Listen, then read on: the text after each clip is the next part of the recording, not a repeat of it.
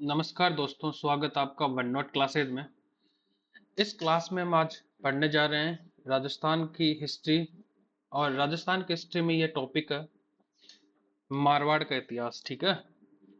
और ये video Rajasthan GK जो जितने भी एग्जाम में पूछा जाता है राजस्थान के, चाहे वो आरएस हो, RS prelims, first grade, second grade, third grade, ठीक है, और या फिर अदर कॉम्पिटेटिव एग्जाम जैसे राजस्थान पुलिस या फिर एचडीसी वगैरह, जितने भी एग्जाम राजस्थान सरकार के जिसमें राजस्थान जीके पूछी जाती है, उसमें भी हिस्ट्री वाला ये पोर्शन इस वीडियो में हम कवर करने जा रहे हैं।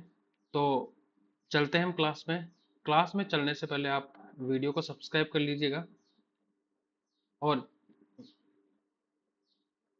चैनल को शेयर करिएगा लोगों को ज़्यादा से ज़्यादा, ठीक है, और बेल आइकन को ज़रूर से ज़रूर प्रेस कर दीजिएगा। तो चलते हैं हम क्लास में। मारवाड़ का इतिहास। ठीक है। मारवाड़ में सबसे पहले क्या था? राठौड़ वंश। ठीक है। सबसे पहले आता ही राठौड़ वंश है। राठौड़ों की उत्पत्ति को लेकर इतिहासकारों के अलग अलग मत हैं। ठीक है।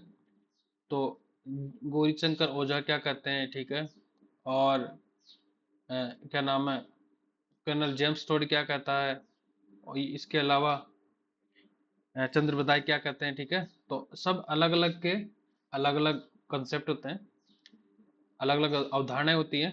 तो राठौड़ों की उत्पत्ति को लेकर इतिहासकारों के अलग अलग मत है। भाटों की पोतियों के अनुसार राठौड़ हिरण्यकश्यप की संतान है। ठीक है। किसकी? हिरण्यकश्यप। तो ये भी बहुत ही इंटरेस्टिंग फैक्ट है। जोधपुर राज्य की ख्यात में इन्हें राजा विश्वतमान के पुत्र राजा वृद्धबल से पैदा होना लिखा है। ठीक है। तो जोधपुर के जो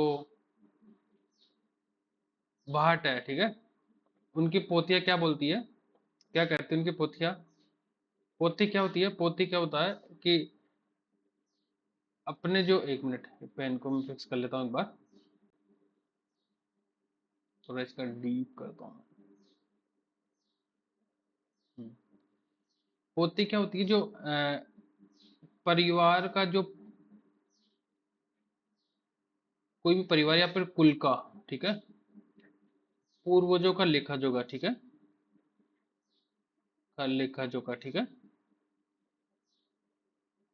कि कौन किसकी संतान थी, किसके कौन ये काम कौन करते थे? भाटी। ठीक है। जोधपुर राज्य की ख्यात में ने राजा विश्वत मान के पुत्र राजा वृद्धबल से पैदा होना लिखा है। दयालदास ने इन्हें सूर्यवंशी कहा है। ठीक है। और ब्राह्मण भल्लराव के संतान बताए इनको। नैन्सी ने मारवाड़ के राठौड़ों को कन्नौज से आने वाली शाखा बताया। ठीक है। अब देखो, अलग अलग जो व्यक्ति है, इस इतिहासकार है, उन्होंने अलग अलग अवधारणाएं दी है। नैन्सी क्या कह रहा है, दयालदास साहब क्या कहते हैं, ठीक है, और भाटो द्वारा लिखी गई पोथियों में इन्होंने अलग ही अवधारणा दी है। ठीक है। कर्नल टोड ने राठौड़ों की वंशावली के आधार पर इन्हें सूर्यवंशी बताया। ठीक है। इनको सूर्यवंशी बताया। यद्यपि राठौड़ों की उत्पत्ति के संबंध में इतिहासकारों की राय में मतभेद है। ठीक है। हमने बिल्कुल पहले पढ़ा है, किंतु सभी विद्वानों में ने इन्हीं दक्षिणी भारत के राष्ट्रकूटों से संबंधित बताया। तो ये कॉमन फैक्ट इनमें कि ये राष्ट्रकूटों से संबंधित थे। ठीक है। चलते हैं हम नेक्स्ट स्लाइड में। राठौड़ों की उत्पत्ति कन्नौज और गढ़वाल। ठीक है।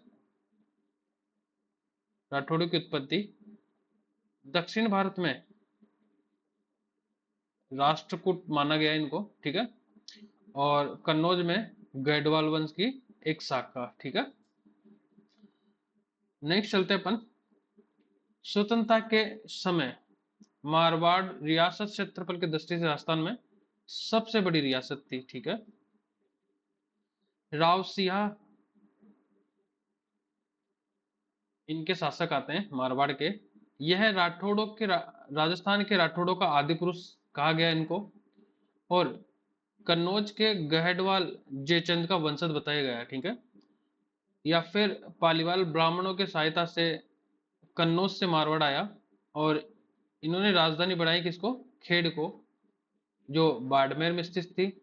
और ये बाड़मेर तो वर्तमान में है, लेकिन उस समय इसको खेड़ के नाम से ही जाना जाता था। और छतरी बनी हुई इनकी राव सिया की पाली के अंदर बीटू नामक स्थान पर, ठीक है। अब आते हैं राव दुहट, ठीक है। तो अपनी कुल देवी नागनेची माता की मूर्ति कर्नाटक से ये लेकर आए थे, ठीक है। तो राठौड़ों की कुल देवी कौन है, नागनेती माता, नाग सॉरी नागनेची माता, ठीक है। तथा नगाना में, नगाना कहाँ पे, बाड़मेर में इन्होंने मंदिर बनवाया, ठीक है।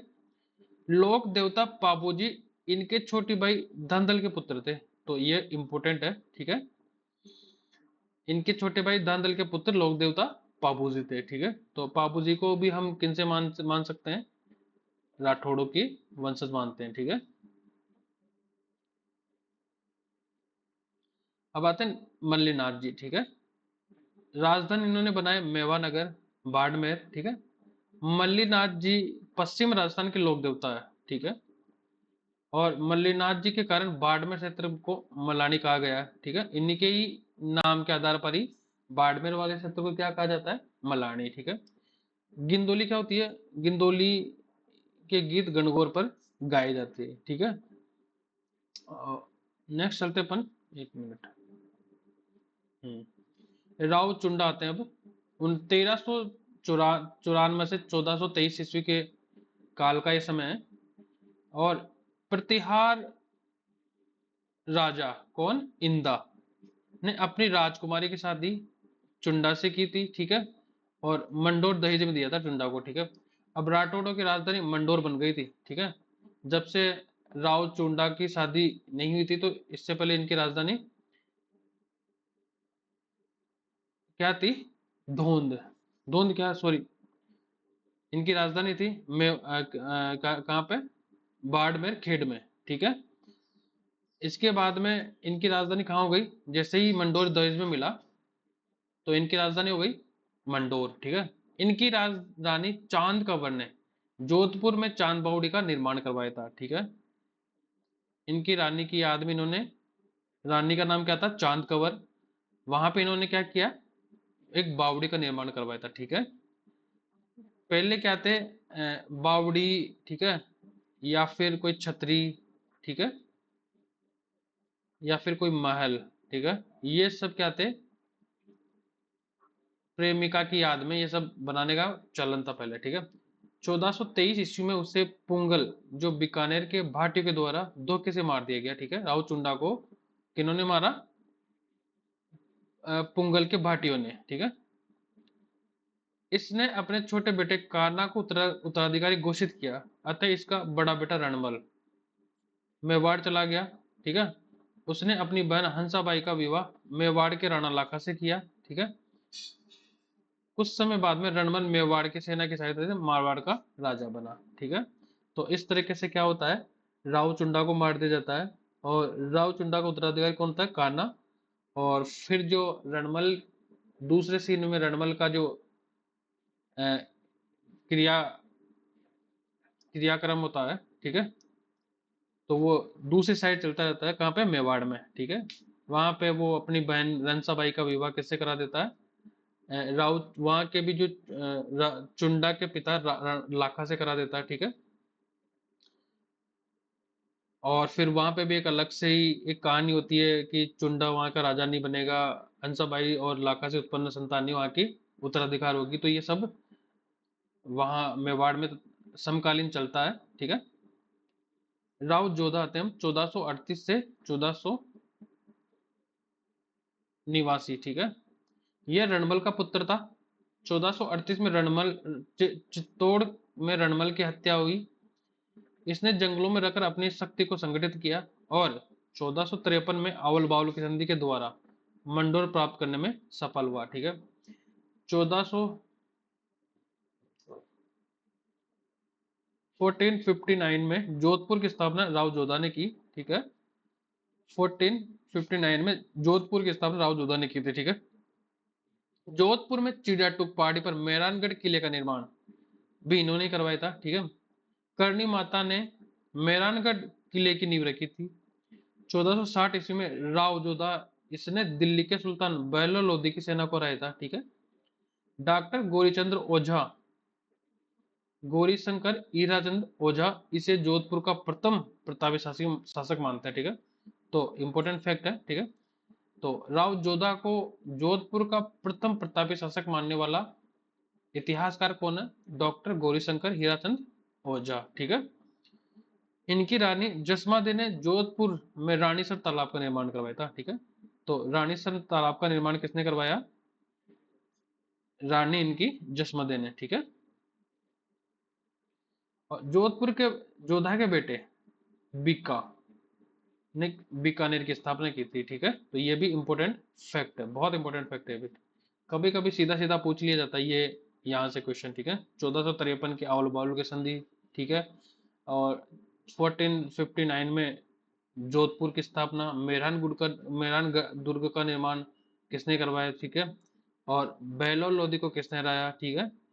सबसे पहले जोधपुर का प्रथम प्रतापी शासक कौन था और ये कहने वाला कौन था, ये क्वेश्चन पूछ लिया जाता है। ठीक है। रानीसर तालाब का जोधपुर में निर्माण किसने करवाया था? रानीसर तालाब कहाँ पे स्थित है? ठीक है। या फिर पूछ लिया जाता है कि रानी जसमादे कौन सी रियासत से संबंधित थी? ठीक है। तो कई सारे क्वेश्चन बन सकते हैं इनसे। तो इस तरीके से आप इसको अलग डायमेंशन के साथ पढ़िएगा। अब आते हैं राव मालदेव। ठीक है। 1531 से 1562 ईस्वी में। ठीक है। इनका समय कितना है? 1531 से 1562 है। राव मालदेव का जन्म 5 दिसंबर 1511 ईस्वी में हुआ। ठीक है। उसकी माता कुमारी पद्मा कुमारी सिरोही के जगमाल देवड़ा की पुत्री थी। ठीक है। तो इनकी माता का नाम क्या था? पद्मा कुमारी। ठीक है। अभी अभी पूछ लिया था इन्होंने जो 8 सितंबर को एक एग्जाम हुआ है प्रोफेसर का, जीके का पेपर। तो उनमें पूछ लिया कि तेजाजी के जो माता जी है और पिताजी का नाम क्या था? ठीक है। पंडित विश्वेश्वर नाथ रेड और डॉक्टर गौरीशंकर हीराचंद ओझा और गोपीनाथ शर्मा के अनुसार मालदेव अपने पिता राव गंगा की हत्या कर मारवाड़ के शासक बने। ठीक है। तो यहाँ पे भी इस तरह की क्या चलती है, घटनाएं चलती है। पितृहंता थे कौन? मालदेव। ठीक है। राज्याभिषेक के समय केवल 2 परगने जोधपुर और सोजत ही मालदेव के नियंत्रण में थे, लेकिन बाद में मालदेव ने अपनी साम्राज्यवादी नीति के तहत 52 युद्धों के द्वारा 58 परगने जीते। ठीक है। तो इन्होंने बहुत ही साहसिक काम किया था, बहादुरी वाला काम। और ये भी क्या थे? एक साम्राज्यवादी नीति रखते थे, महत्वाकांक्षी राजा थे राव मालदेव। 1533 ईस्वी में जैसलमेर के भाटी शासकों को इन्होंने हराया। ठीक है। जिसके बाद में फलोदी 1535 ईस्वी में दौलत खान को परास्त किया और नागौर जीता। 1536 में सिरवियो को परास्त करके बिलाड़ा जीता। 1538 में डूंगर सिंह को परास्त करके सिवाना जीता। ठीक है। और 1539 में वीर वीर सिद्धल को हराकर भाद्राजुन और रायपुर पर अधिकार कर लिया। सिकंदर खान को परास्त कर जालौर पर कब्जा कर लिया। ठीक है। इसने अपने पिता गंगा के समय सोजत और सेवकी के युद्धों में विजय प्राप्त की। तो बहुत ही ज्यादा पराक्रमी और वीर राजा थे। ठीक है। महाराजा मालदेव, राव मालदेव। और जब ये राजकुमार था तब भी इन्होंने अपने पिता के निर्देशों का कई सारे युद्ध लड़े, सोजत का, सेवकी का युद्ध। ठीक है। नेक्स्ट चलते हैं पाहोबा या फिर साहोबा का युद्ध, जो कब होता है? 1541 में। ठीक है। किन किन के बीच में होता है? मालदेव, ठीक है, और जेस्सी के बीच में। ठीक है। देखो, बीकानेर की स्थापना किसने की थी? राव बीकानेर। ठीक है। जो क्या कौन था? मालदेव का बेटा। ठीक है। एक मिनट, सॉरी, जोधा का बेटा था। ठीक है। कौन, किसका बेटा था? बीका जोधा का बेटा था। ठीक है। तो कहने का मतलब यह है कि ये युद्ध अपने भाइयों के बीच में ही था। ठीक है। जैसे युद्ध में लड़ता हुआ मारा गया, मालदेव जीत गया, उसने बीकानेर पर अधिकार कर लिया। ठीक है। मालदेव ने कुंपा को बीकानेर का प्रशासक बनाया और जेसी का बेटा कल्याणमल शेरशाह सूरी के पास चला गया और सहायता मांगी शेरशाह सूरी से, ठीक है। 1542 ईस्वी में मालदेव ने मेड़ता पर भी अधिकार कर लिया। मेड़ता का राजा वीरमदेव शेरशाह सूरी के पास चला गया, सहायता मांगी और वीरमदेव से दरिया जो साथी को लेकर विवाद था, ठीक है। वीरमदेव से किस बात से विवाद था? केवल हाथी पे लड़ ली इन लोगों ने, ठीक है। तो कोई कोई एक तो मतिरे की राड है, ठीक है, तो मतिरे पे लड़ लिया इन लोगों ने। मतलब इन लोगों के लिए युद्ध तो एक खेल था, ठीक है, कुछ ज्यादा नहीं समझते थे युद्ध को। जैसे ही कुछ हुआ बस तलवारें निकालो और चलो रणभूमि में। मालदेव हुमायूं संबंध, ठीक है। शेरशाह सूरी से हारने के बाद हुमायूं राजस्थान से होकर जा रहा था, ठीक है, और जोगीतीर्थ नामक स्थान से उसने मालदेव के पास सहायता के लिए 3 दूत भेजे। पहला दूत कौन था? मीर समंद, रायमल सोनी और अतक खा, ठीक है। मालदेव ने बीकानेर तथा सैनिक सहायता देने के लिए मना कर दिया उसको, ठीक है। हुमायूं मालदेव पर विश्वास नहीं करता था तथा अपने पुस्तकालय अध्यक्ष मुल्ला सुर्ख के कहने पर सिंध की तरफ चला गया, ठीक है। हमने उसने अमरकोट के राजा वीरसाल सोडा के पास शरण ली। किसने? हुमायूं ने। यदि मालदेव व हुमायूं थोड़ी समझदारी दिखाते तो वे शेरशाह सूरी के खिलाफ गठबंधन बना सकते थे तब भारत से अफगान शासक समाप्त कर सकते थे। मुगल राजपूत संबंध से अकबर द्वारा शुरू किए गए थे, ठीक है। मुगल और राजपूत संबंध कब शुरू हुए थे? अकबर के समय में, ठीक है। ये अकबर से पहले की घटना, ये तो वे 1526 में आते हैं अकबर, ठीक है। वे संबंध इसी समय प्रारंभ हो सकते हैं, ठीक है। मालदेव और शेरशाह सूरी के संबंध कैसे थे? गिरी सुमेल का युद्ध जेतारण, और इसे पाली और जेतारण का युद्ध भी कहते हैं, 1544 में होता। मालदेव और शेरशाह के बीच में मालदेव की तरफ से कौन लड़ रहे थे? कुंपा और जेता, जेता और कुंपा, और शेरशाह सूरी की तरफ से कल्याणमल और वीरमदेव, ठीक है, जिन्होंने शेरशाह सूरी से सहायता मांगने के लिए चले गए थे, ठीक है, मालदेव से हारने के बाद में। संघर्ष के कारण क्या कहते हैं? रीजन फॉर द कॉन्फ्लिक्ट, ठीक है। तो दोनों शासकों के साम्राज्यवादी महत्वाकांक्षा है, ठीक है। मालदेव का राजा दिल्ली सल्तनत को स्पर्श कर रहा था जो शेरशाह के लिए खतरा था, ठीक है, तो ये भी एक कारण है। मालदेव ने हुमायूं को अपने राज्य से सुरक्षित जाने दिया, उसे सहायता देने की कोशिश की, अतः शेरशाह उसे दंडित करना चाहता था, ठीक है। शेरशाह को कल्याणमल तथा वीरमदेव का सहयोग प्राप्त था, वह राठौड़ों की इस कूट का फायदा उठाना चाहता था।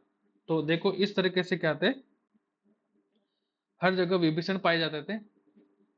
मालदेव ने हुमायूं को अपने राज्य से, और वो सोचता था कि शेरशाह सूरी की जब ये राठौड़ों या फिर राजस्थान से होकर निकलेगा तो चपेट दे देंगे राजस्थान के राजपूत। तो ऐसा नहीं किया उन्होंने, मालदेव ने उसको सुरक्षित जाने दिया और सहायता भी दी उनको, ऐसा शेरशाह सूरी के अनुसार। शेरशाह सूरी की चालाकी के कारण मालदेव वापस जोधपुर चला गया, ठीक है, और जेता और कुंपा ने शेरशाह सूरी के खिलाफ युद्ध किया। जलालकाल जलवानी की सहायता शेरशाह सूरी की जीत हुई। जीतने के बाद उसने कहा कि मैं मुट्ठी भर बाजरे के लिए हिंदुस्तान के बादशाह खो देता, ठीक है। ये स्टेटमेंट है किसका? शेरशाह का। मुट्ठी भर बाजरे के लिए इन्होंने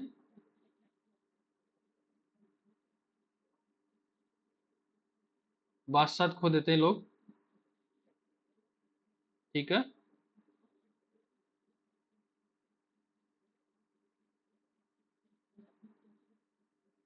हम्म।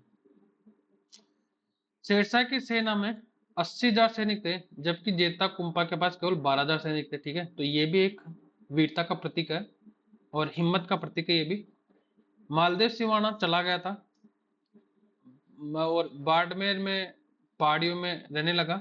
सिवाना को मारवाड़ के राठौड़ों की शरण स्थली माना गया है, ठीक है। सिवाना को मारवाड़ के राठौड़ों की शरण स्थली माना गया है। शेरशाह ने जोधपुर पर अधिकार कर लिया, खवास का को जोधपुर सौंप दिया और थोड़े दिनों के बाद मालदेव जोधपुर पर पुनः अधिकार कर लेता है, ठीक है। तो ऐसा ही चलता है वहां पे। राव चंद्रसेन के साथ भी ऐसा होता है, राणा प्रताप के साथ भी ऐसा होता है, किसके साथ? हम्मीर के साथ भी ऐसा होता है, ठीक है। तो राठौड़ों के लिए जो मालदेव,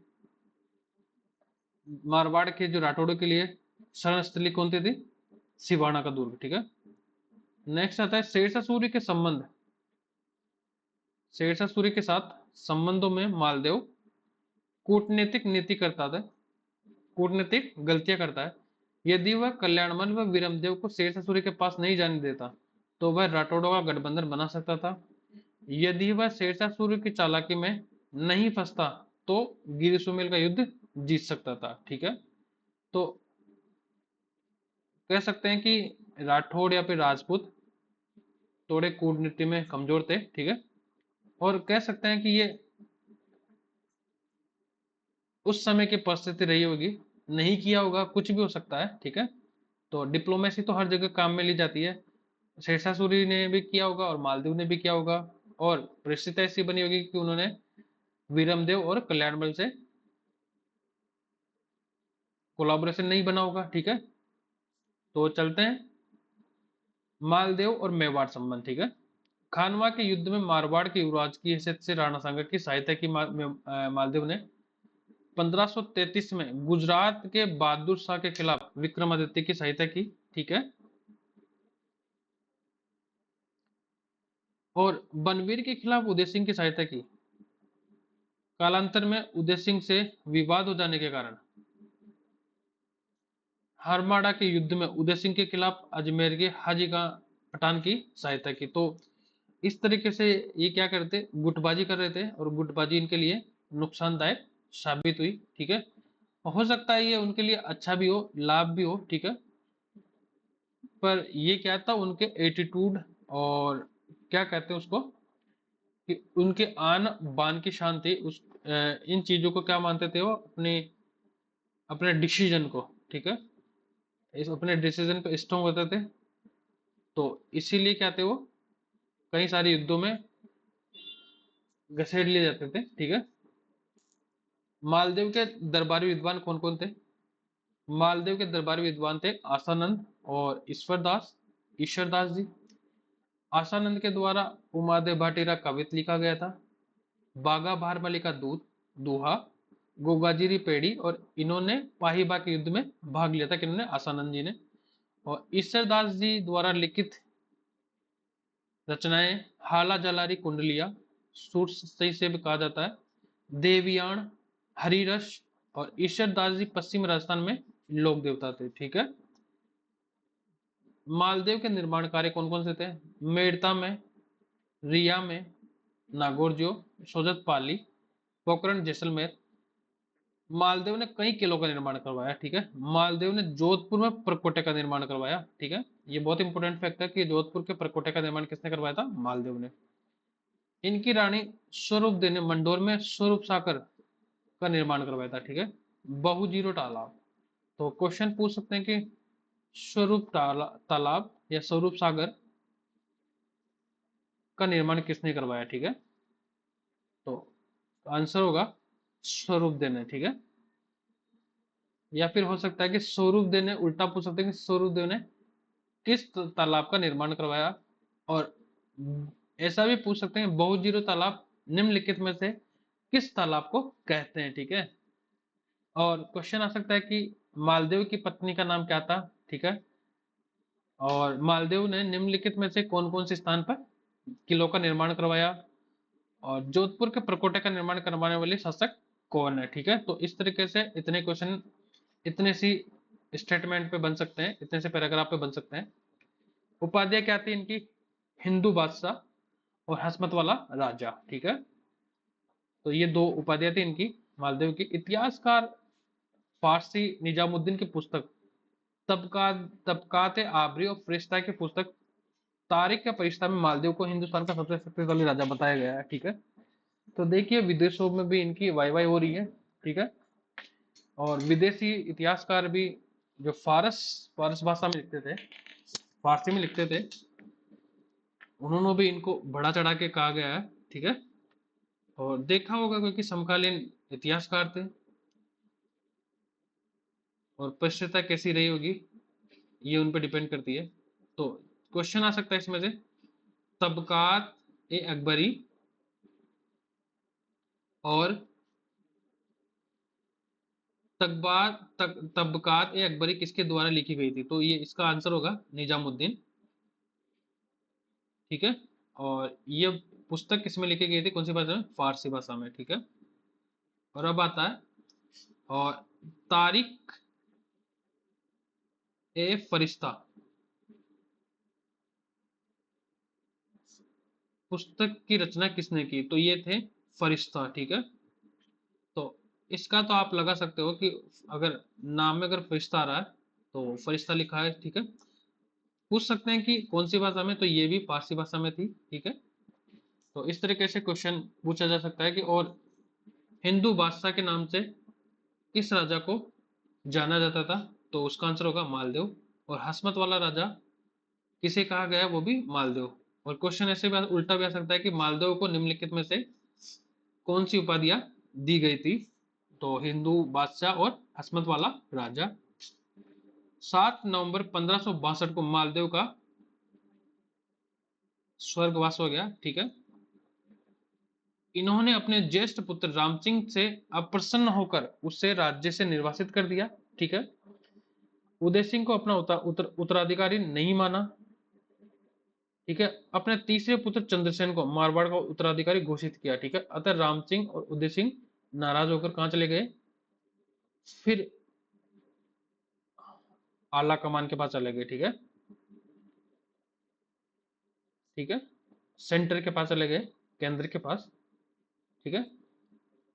अकबर के पास चले गए और उन्होंने सहायता की। और हो क्या अब आप सोच सकते हो कि इसके बाद में हो क्या सकता है? ठीक है। अगर घर के लोग दुश्मनों के साथ तो मिल जाते हैं और उनको सब कुछ अपनी रणनीतियां बता देते हैं, किले की जो गुप्त दरवाजे बता देते हैं, तो उनके लिए जीतना आसान हो जाता है।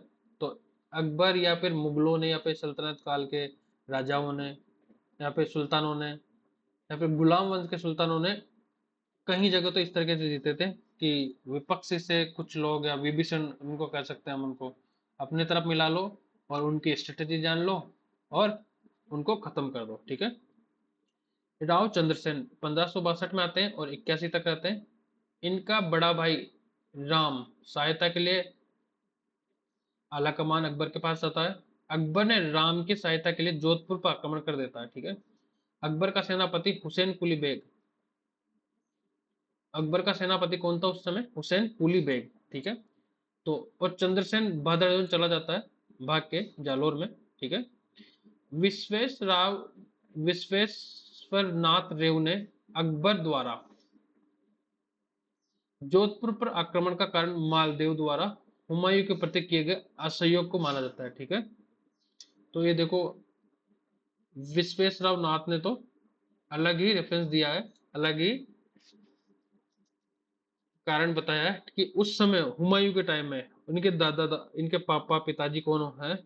इनके मालदेव का बेटा, तीसरा बेटा था चंद्रसेन। और चंद्रसेन का तो वो कारण इस युद्ध को माना है इन्होंने।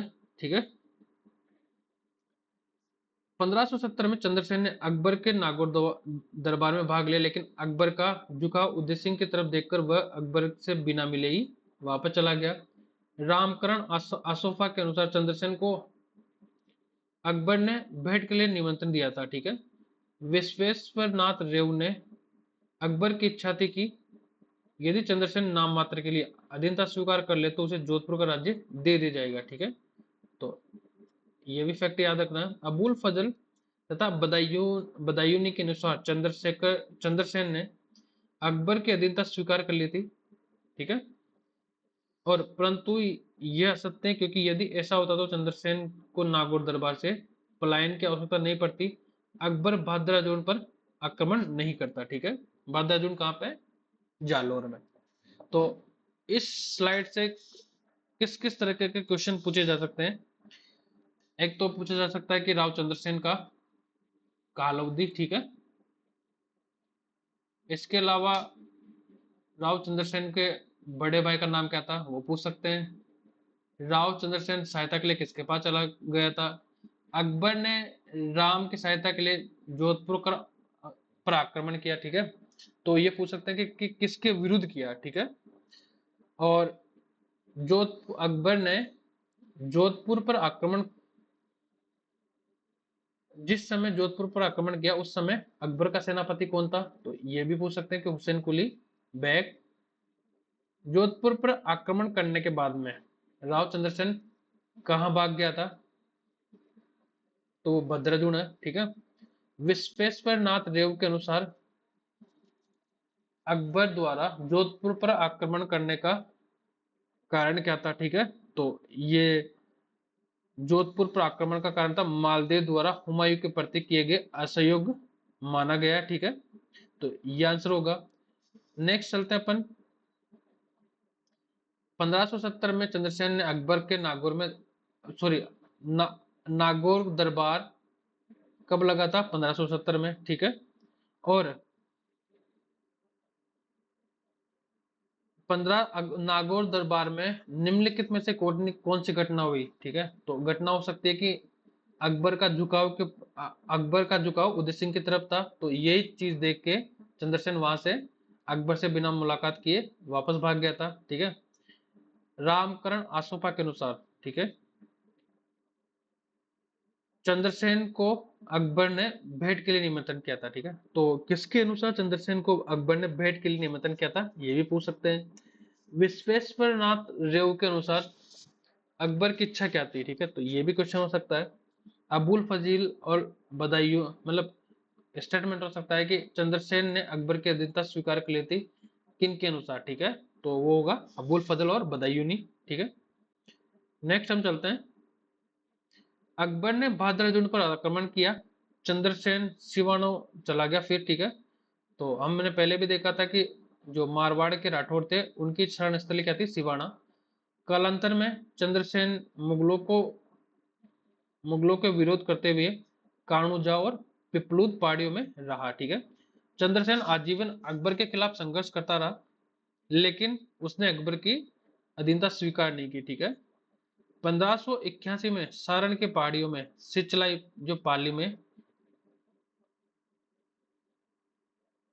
इस जगह पर बेरीसाल नामक स्थान पर जहर बेरीसाल नामक सामंत द्वारा चंद्रसेन को जहर दे दिया गया था, ठीक है। तो इस तरह उनकी मृत्यु होती है, उसका उनका अंत होता है। चंद्रसेन के बारे में कहें तो वो मारवाड़ का महाराणा प्रताप माना गया, ठीक है, क्योंकि उन्होंने भी, महाराणा प्रताप ने भी मुगलों की अधीनता स्वीकार नहीं की थी और इन्होंने भी मुगलों की अधीनता स्वीकार नहीं की थी। उपाधि क्या है इनकी? मारवाड़ का प्रताप। विश्वेश्वर नाथ रेव के अनुसार प्रताप का मार्गदर्शक, ठीक है, अग्रगामी, और मारवाड़ का भूला बिसरा राजा, ठीक है। चंद्रसेन व प्रताप में समानता क्या थी? दोनों ने अकबर की अधीनता स्वीकार नहीं की थी, बिल्कुल। दोनों ने छापामार युद्ध प्रणाली का अनुसरण किया था, ये भी बिल्कुल। ये क्या है कि ये जो स्लाइड है ये मेंस के लिए बहुत उपयोगी है, ठीक है, आरएस मेंस के लिए। दोनों को अपने भाइयों के विरोध का सामना करना पड़ा, ठीक है, बिल्कुल। जैसे प्रताप को जगमाल और सगर का, तथा चंद्रसेन को राम और उदय सिंह का। दोनों के अधिकतर राज्यों पर अकबर ने अधिकार कर लिया था, लेकिन थोड़ी सी भूमि के बल पर भी संघर्ष जारी रहा। दोनों को अपने राज्य के बाद शरण लेनी पड़ी, ठीक है।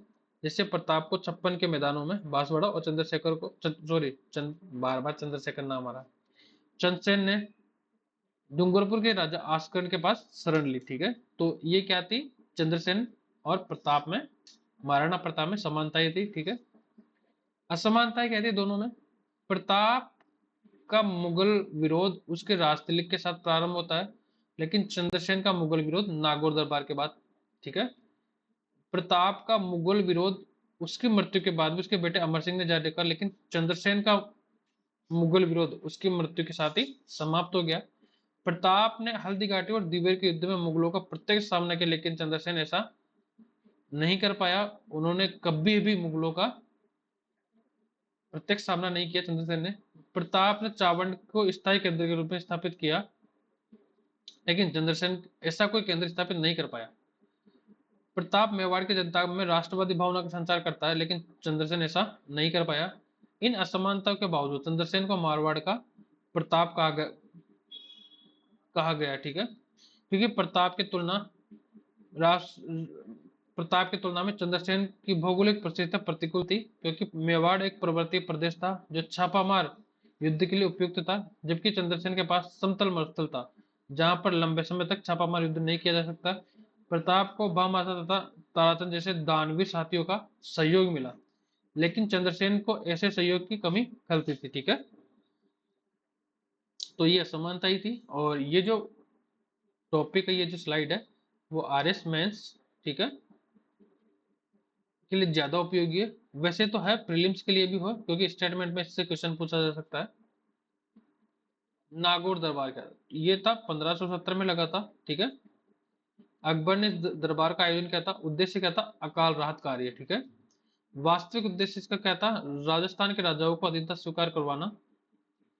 राजस्थान के कई राजाओं ने अकबर की अधीनता स्वीकार की, जैसे कल्याणमल ने, ठीक है, हरिराज, जैसलमेर और उदय सिंह, कहाँ के? चंद्रसेन का भाई। ठीक है, इसके बाद में आते अपन, अकबर ने इस समय शुक्र तालाब का निर्माण करवाया था। तो ठीक है, यहां से भी क्वेश्चन बन सकते हैं। नागौर दरबार का आयोजन कब हुआ, किसने किया, उद्देश्य क्या था, घोषित उद्देश्य क्या था, वास्तविक उद्देश्य क्या था। ठीक है, किन किन राजाओं ने अधीनता स्वीकार की, और शुक्र तालाब का निर्माण नागौर में किसने करवाया था। ठीक है, तो ये भी क्वेश्चन पूछ सकते हैं। ठीक है, शुक्र तालाब का निर्माण कहाँ हुआ है। ठीक है, तो ये सारे क्वेश्चन किसी भी तरीके से वो पूछ सकते हैं एग्जाम में। नागौर दरबार का महत्व क्या है? अकबर ने बिना लड़े कूटनीति के माध्यम से राजस्थान के राजाओं को अधीनता स्वीकार करवाई। राजस्थान के राजा स्पष्ट तौर पर दो वर्गों में विभाजित थे, एक तो थे मुगल के सहयोगी और मुगलों के विरोधी। राजस्थान में मुगल आश्रित राजाओं की श्रृंखला प्रारंभ हो गई थी। ठीक है, जैसे मानसिंह और रायसिंह बीकानेर वाले। युद्ध युद्ध बंद होने से राजस्थान में शांति व्यवस्था सुनिश्चित हुई, जिससे कलात्मक गतिविधियों को बढ़ावा मिला। अकबर ने बीकानेर के रायसिंह को जोधपुर का प्रशासक नियुक्त किया। ठीक है, इसके बाद अकबर ने जोधपुर को खालसा घोषित किया। ठीक है, खालसा खालसा का मतलब, सॉरी, खालसा का मतलब होता है ऐसी भूमि जो सीधे केंद्र के अधीन हो। ठीक है, या फिर केंद्र उसका सीधा प्रशासक हो। ठीक है, जैसे अभी हमारे केंद्र शासित प्रदेश है, जिसको सीधा कौन करता है? प्रशासित केंद्र करता है। तो खालसा उस समय केंद्र के अधीन थी। ठीक है, अन्य महत्वपूर्ण तथ्य कौन से? चंद्रसेन ने सिवाना के किले में पत्ता राठौड़ को नियुक्त किया। कालांतर में मुगल सेनापति शाहबाज खान ने सिवाना पर अधिकार कर लिया था। ठीक है, चंद्रसेन ने रामपुरा क्षेत्र में मुगल सेनापति जलाल खान को मार दिया था। अक्टूबर 1576 में जैसलमेर के रावल हर राय ने पोखरण पर आक्रमण कर लिया।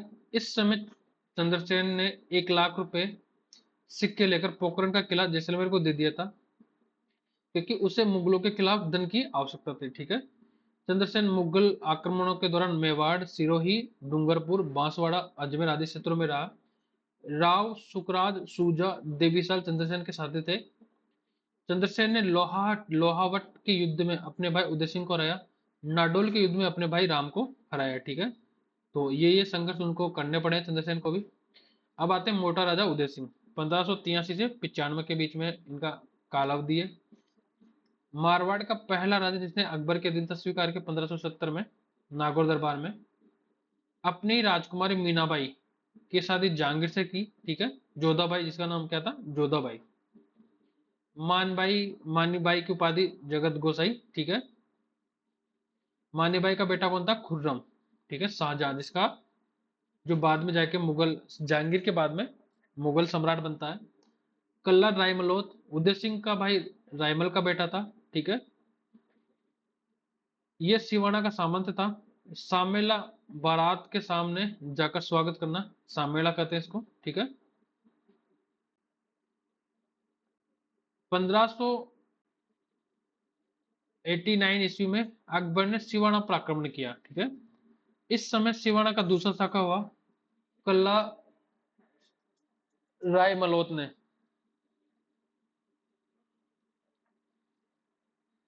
के नेतृत्व में केसरिया हुआ। भान कंवर ने जोहर किया था। ठीक है, बूंदी के राव सुदन की बेटी थी वो। पृथ्वीराज राठौड़ ने जो बीकानेर के थे, कल्ला राय मल्होत्र के मर्सी लिखी है, ठीक है। मर्सी क्या होते हैं? मर्सी होते हैं मरने के बाद वीरता पर लिखे जाने वाले दोहे, ठीक है। तो ये किन्होंने लिखा है? पृथ्वीराज राठौड़ ने, ठीक है। और यहाँ पे सिवाना का दूसरा शाखा हुआ था, ठीक है। किसके नेतृत्व में? कल्ला राय मल्होत्र के नेतृत्व में केसरिया हुआ था। और केसरिया क्या होता है? युद्ध में जान दे देना। और भान कंवर जो बूंदी के राव सूजन के बेटे थे, उन्होंने जौहर किया था। नेक्स्ट चलते हैं गज सिंह। 1615 से 1638 के बीच में समय है। जहांगीर ने गज सिंह को दल तंबन, जो सेनाओं को रोकने वाला, की उपाधि दी है। बहुत इंपॉर्टेंट फैक्ट है। अपनी प्रेमिका अनारा बेगम के कहने पर गज सिंह ने अपने छोटे बेटे जसवंत सिंह को जोधपुर का राजा बनाया तथा बड़े बेटे अमर सिंह को नागौर दिया, ठीक है। तो ये बहुत इंपॉर्टेंट। गज सिंह को जहांगीर ने कौन सी उपाधि से नवाजा है? तो वो है दल तंबन, जिसका मतलब होता है सेनाओं को रोकने वाला। और गज सिंह की प्रेमिका मुगल दरबार में कौन थी? अनारा बेगम, ठीक है। और उसी के कहने पर गज सिंह ने अपने छोटे बेटे को तो जोधपुर दिया, जसवंत सिंह को, और बड़े बेटे को नागौर दिया, ठीक है। तो इस तरीके से क्या थे? वश में थे, गणिकाओं के वश में, ठीक है। प्रेमिकाओं के वश में, गणिका नहीं कह सकते। दरबारी विद्वान केशवदास गार्डन, इनके जो दरबारी कवि थे, दरबारी विद्वान कौन कौन थे? केशवदास गार्डन, जिन्होंने गज गुण रूपक लिखा, अमर सिंह रा दोहा और विवेक वार्ता, ठीक है। उपनिषदों पर टीका की इन्होंने। दूसरे आते हैं लेखक और विद्वान हेम कवि, इन्होंने गुण भाषा लिखा, ठीक है। तो कह सकते हैं कि क्वेश्चन हो सकता है कि गज सिंह के समय दरबारी विद्वान कौन कौन थे? केशवदास गार्डन। और केशवदास गार्डन द्वारा लिखित रचना कौन सी है? तो गज गुण रूपक और अमर सिंह रा दोहा और विवेक वार्ता, ठीक है। दूसरा आता है कि गज सिंह के समय हेम सिंह द्वारा रचित रचना कौन सी है? तो गुणभाषा चरित्र है। इस तरीके से क्वेश्चन पूछने की संभावना होती है। नेक्स्ट चलते हैं, अमर सिंह राठौड़ कौन थे? अमर सिंह राठौड़ ये नागौर के राजा थे, ठीक है। गज सिंह ने, इनके पिता गज सिंह थे, ठीक है। और गज सिंह ने ही इनको नागौर दिया था, किसके कहने पर? अनारा बेगम के कहने पर, ठीक है। इन्होंने मथुरे की राट की 1644 में अमर सिंह और कर्ण सिंह के बीच में, ठीक है। यह मथुरा नागौर के जाखड़िया गांव और बीकानेर के सीलवा गांव की सीमा पर लगा हुआ था। इस युद्ध की जानकारी खासी संगानी की पुस्तक छत्रपति रासो से मिलती है। अमर सिंह ने शाहजहां के दरबार में मीर बख्शी सलावत खान को मार दिया था, ठीक है। जो रक्षा मंत्री थे, सलावत खान को इतना साहसी काम किया था। अगर मान लो अभी जैसे मान लो प्रेजेंट में अगर केंद्र में मोदी सरकार है और यहाँ के कोई जैसे कि एमपी के सीएम या फिर एम राजस्थान के सीएम ने वहां पे रक्षा मंत्री को मार दे, तो ये हो सकता है? नहीं। तो ये साहसी काम है, बहुत साहसी काम है। अमर सिंह को कटार का धनी कहा जाता है, ठीक है।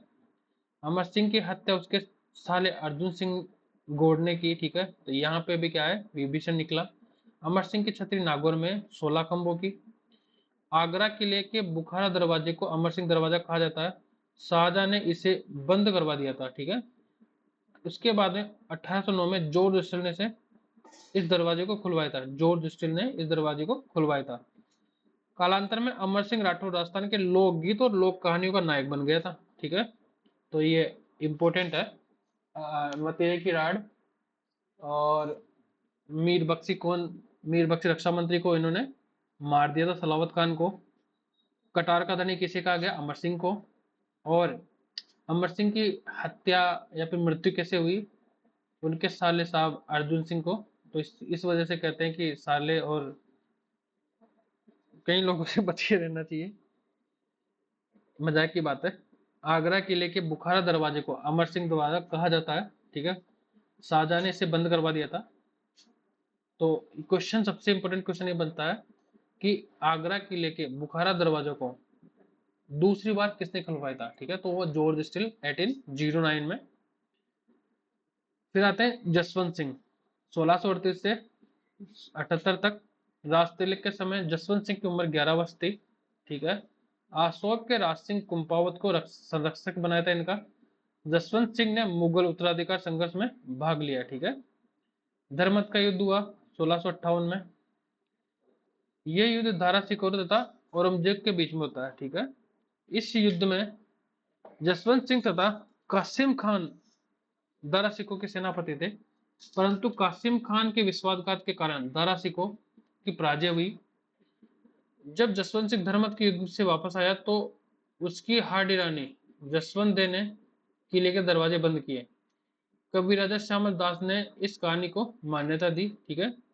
इसीलिए हार्डी रानी जसवंत दे को जसवंत सिंह को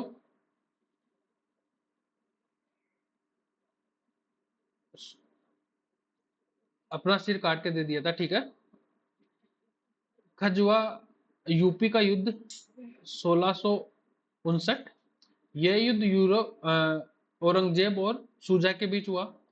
इस युद्ध में जसवंत सिंह औरंगजेब की तरफ से लड़ने के लिए गया था, परंतु औरंगजेब के साथ अविश्वासघात के कारण जसवंत सिंह उसके डेरे लूटकर वापस जोधपुर आ गया। अतः अप्रत्यक्ष रूप से जसवंत सिंह ने शुजा की सहायता की, ठीक है। नेक्स्ट आते हैं, कालांतर में आमेर के शासक मिर्जा राजा जयसिंह की मध्यस्थता के कारण जसवंत सिंह और औरंगजेब के मध्य मनमुटाव कम हुआ तथा जसवंत सिंह को गुजरात का सूबेदार भी बनाया गया था। नेक्स्ट हम चलते हैं, 1662 ईस्वी में जसवंत सिंह को मराठों के खिलाफ शाइस्ता खान की मदद के लिए दक्षिण भेजा गया। 1673 ईस्वी में औरंगजेब ने जसवंत सिंह को काबुल का गवर्नर बना दिया और 28 नवंबर 1678 ईस्वी में अफगानिस्तान में जमरूद का थाना नामक स्थान पर मृत्यु हो गई उनकी। इसकी मृत्यु पर औरंगजेब ने कहा कि आज कुफर का दरवाजा टूट गया है, ठीक है। जसवंत सिंह की पुस्तकें कौन सी है? आनंद विलास, भाषाभूषण, प्रबोध चंद्रोदय और अप्रोक्ष सिद्धांत सार। इनके निर्माण कार्य कौन कौन से? महाराष्ट्र में जसवंतपुरा नामक नगर बसाया था। जोधपुर में कागा उद्यान का निर्माण करवाया था। यहाँ पर काबुल से अनार के बीज लाकर लगाए थे इन्होंने। रानी अतिरंगदे ने जान सागर तालाब का निर्माण कराया, जिसे शेखावत जी का तालाब भी कहते हैं। रानी जसवंत जय ने रायका बाग नामक स्थान पर महल का निर्माण कराया तथा कल्याण सागर तालाब बनवाया, जिसे रातानाडा कहा जाता है, ठीक है। बहुत इंपॉर्टेंट फैक्ट है। नेक्स्ट चलते हैं, दरबारी विद्वान कौन कौन से थे?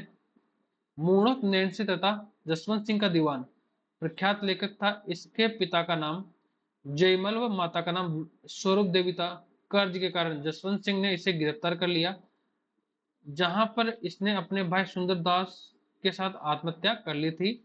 मुंशी देवी प्रसाद ने मूणत नैन्सी को राजपुताने का अबुल फजल कहा जाता है। नैनसिरी ख्यात इन्होंने लिखी। ये राजस्थान की पहली ख्यात है। इस ख्यात में मारवाड़ के अतिरिक्त राजस्थान की अन्य रियासतों का वर्णन भी है। मारवाड़ परगनारी विगत, इस पुस्तक से जनसंख्या की जानकारी मिलती है। यह मारवाड़ का प्रशासनिक ग्रंथ है। इस पुस्तक को मारवाड़ का गजट या राजपत्र कहा गया है, ठीक है। इस पुस्तक से तत्कालिक कर व्यवस्था की जानकारी मिलती है। दूसरे आते हैं नरहरि दास, जिन्होंने अवतार चरित्र लिखा। तीसरे आते हैं नवीन कवि, जिन्होंने नए निदान लिखा। चौथे सूरत मिश्र और पांचवे बनारसी दास, ठीक है। पृथ्वी सिंह आते हैं फिर। ये जसवंत सिंह का बेटा था। इसने शेर के खिलाफ लड़ाई की थी। औरंगजेब ने इसे जहरीले कपड़े देकर मरवा दिया था। अजीत सिंह व दलतम्बन, ये जसवंत सिंह के बेटे थे। औरंगजेब ने दिल्ली में रूप सिंह राठौड़ की हवेली में नजरबंद कर दिया था अजीत सिंह को। कालांतर में दिल्ली से जोधपुर आते समय दलतम्बन की मृत्यु हो गई। इंदर सिंह कौन थे? इंदर सिंह राठौड़, ये अमर सिंह राठौड़ का पोता था। ये नागौर का राजा था। औरंगजेब ने 36 लाख रुपए लेकर इसे जोधपुर का राजा बना दिया, लेकिन जोधपुर की जनता ने इसे स्वीकार नहीं किया। औरंगजेब ने जोधपुर को खालसा घोषित कर दिया। इसके निम्नलिखित कारण थे। गुजरात के व्यापारिक केंद्रों से दिल्ली और आगरा पर संपर्क सुरक्षित रखने के लिए मारवाड़ पर नियंत्रण आवश्यक था। औरंगजेब अपनी हिंदू विरोधी नीति की अनुपालना के लिए अपने समर्थक को जोधपुर का राजा बनाना चाहता था। जसवंत सिंह आरंभ से ही औरंगजेब के विरोधी थे। अंत अतः अब औरंगजेब इसका बदला जोधपुर को नष्ट या अधीन कर लेना चाहता था। ठीक है। अजित सिंह, दुर्गादास राठौड़, मुकुंद खिची तथा गोरा की सहायता से अजित सिंह को लेकर मारवाड़ आया। गोरा को मारवाड़ के पन्नादाई कहा जाता है। गोरा का नाम मारवाड़ के राष्ट्रगान 200 में लिखा जाता था। जोधपुर में गोरा की छतरी है। अजित सिंह के कालिंदी जो सिरोही में कालिंदी नामक गांव में जयदेव पुरोहित के घर मुकुलदास की देखरेख में रखा गया। औरंगजेब ने नकली अजित सिंह का नाम मोहम्मदी राज रखा तथा इसे अपनी बेटी जेबुनिसा को सौंप दिया। मेवाड़ के राज सिंह ने अजित सिंह को अपना समर्थन दिया। 1680 में देबारी के युद्ध में मुगल सेना ने मेवाड़ तथा मारवाड़ की शिवसेना को हराया था। दुर्गादास ने औरंगजेब के बेटे अकबर को विद्रोह के लिए उकसाया। 1 जनवरी 1681 में नाडोल पाली में अकबर को मोहम्मद बादशाह घोषित कर दिया गया और औरंगजेब की चालाकी के कारण अकबर को दक्षिण भारत में संभाजी के पास जाना पड़ा। बुलंद अख्तर व सफियत निस्सा, ये कौन थे? अकबर के पुत्र थे, पुत्र और पुत्री थे। बुलंद अख्तर तो पुत्र था और सफियतुन्निसा पुत्री थी। इनके पालन पोषण दुर्गादास राठौड़ ने किया था। इन्हें जूना बाड़मेर गांव में जगन्नाथ रामचंद्रोत के घर रखा गया था तथा इनके धार्मिक शिक्षा का प्रबंध भी किया गया था। 1695 से 96 में ईश्वरदास नागर के कहने पर दुर्गादास राठौड़ ने सफियतुन्निसा को औरंगजेब को सौंप दिया। प्रबल हिंदू विरोधी औरंगजेब दुर्गादास को इस व्यवहार से इतना प्रसन्न हुआ कि उसने मेड़ता का परगना 1 लाख रुपए यात्रा व्यय हेतु पहुंचाए। 1698 में स्वयं बुलंद अख्तर को लेकर औरंगजेब के समक्ष उपस्थित हुआ। औरंगजेब ने दुर्गादास को 3000 जात और 2000 सवार का मनसब दिया। उसे जेतारण, मेड़ता और सिवाना के परगने दिए। औरंगजेब ने अजित सिंह को 1500 जात और 500 सवार का मनसब दिया तथा जालौर व सांचौर के परगने भी दिए। ठीक है। अब आते हैं 1708 ईस्वी में देबारी समझौते के मध्य अजित सिंह जोधपुर का राजा बना था और अजित सिंह ने दुर्गादास राठौड़ को देश निकाला दे दिया था। ठीक है। अजित सिंह ने अपनी बेटी की शादी इंद्र कंवर मुगल बादशाह फरूख सिंह से की थी। इंद्र कंवर अंतिम हिंदू राजकुमारी थी जिसकी शादी किसी मुगल बादशाह से हुई थी। अजित सिंह की हत्या उसके बेटे बख्श सिंह ने कर दी थी 13 जून 1724 को। अजित सिंह के अनुसार अंतिम संस्कार में कई पशु पक्षी जलकर मर गए थे। अजित सिंह की पुस्तकें कौन कौन सी? दुर्गा पाठ भाषा, गुण सागर, निर्वाण दुहा और अजित सिंह कविता। ठीक है। दुर्गादास कौन थे? इनके पिता थे आस्करण, माता नेत कंवर थी। जन्म इनका 13 अगस्त 1638 में हुआ था और स्थान था सालना जोधपुर। आस्करण ने दुर्गादास को लुणेवा जागीर दी थी। दुर्गादास ने अजित सिंह को राजा बनाने के लिए 30 सालों तक संघर्ष किया था। इसे मारवाड़ के राठौड़ों को 30 वर्षीय संघर्ष कहा गया है। मेवाड़ के अमर सिंह द्वितीय ने दुर्गादास को रामपुरा और विजयपुर की जागीरें दी थी। दुर्गादास की मृत्यु 22 नवंबर 1718 में उज्जैन में हुई थी। दुर्गादास की छतरी उज्जैन में शिप्रा नदी के किनारे पर है। उपाधि क्या क्या है दुर्गादास की? राठौड़ों का यूलियस, जेम्स टोड ने कहा था ये, और राजपूतानों का गेरीबोल्डी, मारवाड़ का अणबिंदिया मोती। ठीक है। गौरी शंकर हीराचंद्र ओझा ने छोटा नाम रखते थे, क्या दिक्कत है? गौरी शंकर ओझा ही लिखते थे, बोलने में दिक्कत आ रही है। अपनी पुस्तक जोधपुर राज्य का इतिहास के द्वितीय संस्करण को दुर्गादास राठौड़ को समर्पित किया। दुर्गादास राठौड़ का मूल्यांकन। ठीक है। मारवाड़ के सपूत वीर दुर्गादास ने जीवन भर मातृभूमि तथा अपने स्वामी के हितों की रक्षा के लिए मुगलों से संघर्ष किया। उसके बिना अजित सिंह को अपना पैतृक राज्य पुनः मिलना संभव नहीं था। जिन राठौड़ राजपूतों को मालदेव एकता के सूत्र में नहीं बांध पाया उन्हें एकजुट कर दुर्गादास ने मुगलों से लोहा लिया। दुर्गादास एक कुशल कूटनीतिज्ञ था। उसने अजित सिंह की जीवन रक्षा ही नहीं की बल्कि उसे सिंहासन पर भी आसीन किया। इसके लिए उसने मेवाड़ की सहायता ली। अकबर को विद्रोह के लिए प्रेरित किया किंतु अकबर विद्रोह असफल हो जाने पर उसने उसे सुरक्षित दक्षिण नहीं पहुंचाई वरन उनसे पुत्र पुत्रियों की भी रक्षा की एवं इस्लाम की शिक्षा का प्रबंध किया। दुर्गादास के इन विरोचित मानवीय गुणों से ने औरंगजेब को जैसे पाषाण हृदय शत्रु का भी हृदय जीत लिया था। औरंगजेब ही नहीं, मेवाड़ और मराठा राजा संभाजी के दरबार में भी दुर्गादास का सम्मान था। डॉक्टर ओझा के शब्दों में दुर्गादास का नाम राठौड़ वंश के इतिहास में अमर रहेगा। ठीक है, अभय सिंह आते हैं अब। खेजड़ली घटना होती है इनके समय में भाद्रपद शुक्ल दशमी विक्रम संमति को 1787 में। ठीक है, दो तिथि है इनकी, 1730 और 1787 माना गया है।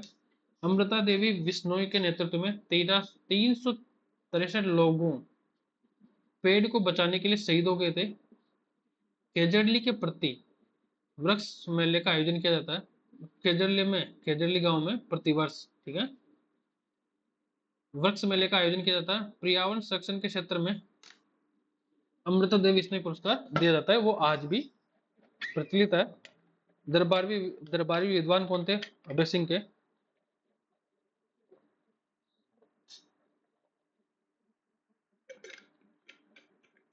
कर्णिदान और वीरभान। कर्णिदान द्वारा लिखित रचयिता रचना कौन सी है?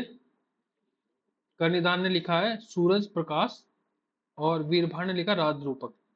इन दोनों पुस्तकों में से अहमदाबाद युद्ध की जानकारी मिलती है। इस युद्ध में अभय सिंह ने गुजरात के गवर्नर सर बुलंद खान को हराया था। ठीक है, मानसिंह आते हैं 1803 से 43 के बीच में, बहुत लंबा टाइम है। अपने भाई भीम सिंह से विवाद होने से जालोर के किले में शरण ली इन्होंने। मान सिंह जब जालोर में था तो देवनाथ ने उसके राजा बनने की भविष्यवाणी की थी। देवनाथ कोई आदमी या फिर कोई बाबा होगा। मानसिंह ने नाथ संप्रदाय के लिए जोधपुर में महामंदिर का निर्माण करवाया था। नाथ चरित्र नामक पुस्तक की रचना भी की थी। इसे मारवाड़ का सन्यासी राजा कहा जाता है। 16 एक मिनट चार्ज लगा लेता हूँ।